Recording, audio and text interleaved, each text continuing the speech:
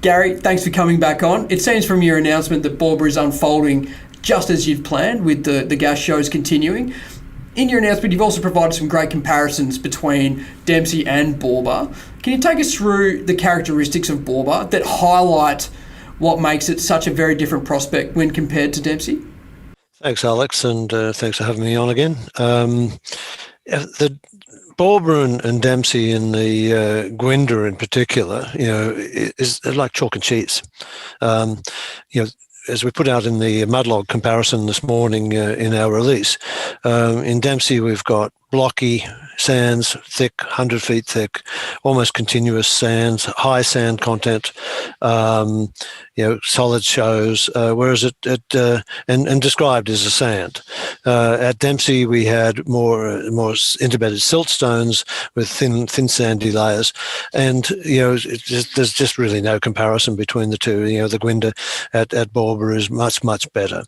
That's fantastic. And that's what we're hoping for. That's what we saw from our interpretation of the seismic indications of that. Now, as we've gone down, also we've seen reinforced, our depositional model. So that reinforces that we're more sandy in this area. We saw more sand in the shallow section here. So the model, these models persist through time, and we're seeing that, and that encourages us. Okay, so just for clarity, you've talked about up to or about 11 potential zones. How many have you drilled through now? It's 5 or 6, and when you might say, well, why don't you know exactly? Well, because we don't have sonic logs to tie the what we've seen so far on mudlog directly back to the seismic, and because seismic is in time, and we need the sonic logs to get times between layers. So 5 or 6 been drilled to date. We've talked about the Kyone with 92 feet of log pay with up to 137 feet. We've talked about the upper Gwynder with 25 feet of shows and sandy section up dip from a well that had 9 feet of log pay, and we're 120 feet up dip. We've got the lower Gwynder, which has 100 feet of pay, I've just talked about, 100 feet of shows, sorry, not pay until we log it and test it. Beyond that, we've every zone that that we've drilled, that we've had porosity, we've seen porosity, and we see shows, and it's difficult to count exactly where exactly we are, compared to the seismic. Remember, we had up to 27 potential anomalies in this area. So, at best I can tell, 5 or 6 to date. Okay, so presumably you've got quite an exciting week of drilling ahead. And can you just talk us through your focus over the next week or two? Is it focusing on those lower reservoir sweet spots? Yes, because they're ahead, and it's an operation 24 hours a day, and so we're continuously focused on that and looking ahead to getting this last 1,000 feet or so of section drilled and getting to total depth and logging. We've got over 1,000 feet of anomalous C2 ethane shows. I mentioned 880 feet or something this morning. That was without counting the shows through the Gwynder section. We're seeing sands. We're seeing shows, high shows compared to background as we're drilling at the moment. And so we've got that all ahead of us, and we've got 5 or 6 zones still ahead of us on the seismic to drill. So very exciting, and lots of fun to be had going forward.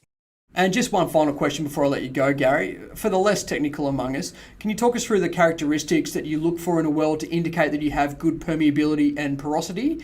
Of course, flow testing is the ultimate determinant factor in that regard, but what gives you confidence at this stage of the program? The confidence comes from the mudlogs, the description of the reservoir and potential reservoir as we go through. Coarse sands, not overly cemented, rounded, the good reservoir model. And the more we see of that, the higher our expectations are of having good porosity. When you have good porosity, your probability of having good permeability goes with that, and so that's what gives us confidence. When we log, we'll log this next sequence from the Gwynder down to basement with triple combo logs, which will give us sonic porosity, neutron density porosity. We'll see mud cake build up around the wellbore, and that indicates good permeability. And so all of those things that come together, and years of experience, in reading all of these pieces of information, give us confidence that we're seeing good permeability and porosity, and ultimately expect good flow rates. We talk about flow rates. We've seen here as the best anyone that I've talked to involved with the operation has seen in the basin, in this area of the basin particularly. And remember, the Gwynder produces and has produced to the south, just at the Willows Field, just to the south of us. And so that observation gives us confidence as well. And the Gwynder is slightly pressured, so we'd expect a good recovery rate for the Gwynder as well.